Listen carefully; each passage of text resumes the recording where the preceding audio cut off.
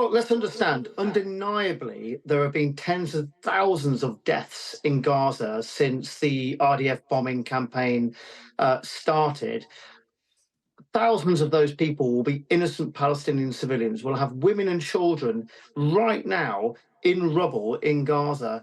I don't understand how any of this makes Israel any more safe.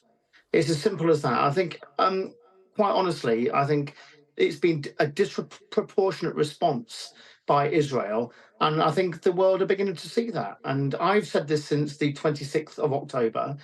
Colleagues are now beginning to see this. This is beginning to happen now. Progress is beginning to happen. And I think people are beginning to see our side of history. My job is obviously to put both sides. So just to say what many supporters of Israel would say is that for Israel to be safe, they believe that Hamas needs to be eliminated, and that if there is a pause in the fighting, a sustained ceasefire, an immediate ceasefire, like you say, then that would effectively allow the militant wing of Hamas to win because they won't abide by it. Well, I don't disagree. I think Hamas are a terrorist organisation. I'll make that absolutely clear. But I don't think innocent Palestinians need to suffer collective punishment because of the crimes of Hamas. And that's undoubtedly what has happened. I mean, even David Cameron, Lord Cameron, our Foreign Secretary, and I'm delighted to see that he's altered the UK position to acknowledge this, that there's been a disproportionate response by Israel. And I think that's a very positive thing. And look, we've had many more Conservative MPs today decide to join our call for a permanent ceasefire. I can tell you this now, that there are many more behind the scenes that agree with us, that agree with our letter.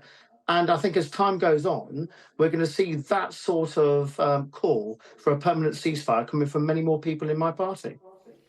It's interesting you say that there has been a shift in the government's position recently, and perhaps driven by Lord Cameron in particular.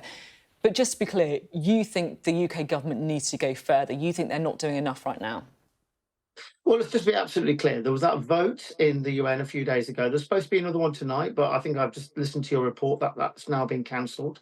The UK abstained on that vote. I think that was a mistake. I think that was an absolute opportunity to show how the UK wants to see things progress. And of course, that's a permanent ceasefire in my mind. And then that is immediately reconstructing Gaza, release of the hostages, and a move towards a two-state solution. That's what I want to see. All I'm saying to you right now, that there are many more people in my party that also believe in this. And as time goes Can you on, put a I vague can number see. on it? Like how Oh, many I mean, I people? can say we had 10 people on this letter today. It was a bit of a rush to get people, signed up, but I can say we can double that number, I think, in a day or two. Look, this is not about party politics. This is about humanity, okay? And seeing the death toll in Gaza, I think, is intolerable for many MPs, especially those with significant number of Muslim constituents. And it's not a Muslim issue, by the way. This is about humanity.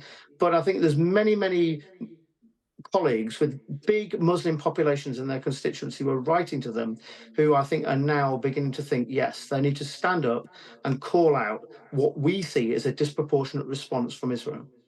OK, thank you very much. Really good to have you on the programme after the letter that you made public today. Thank you.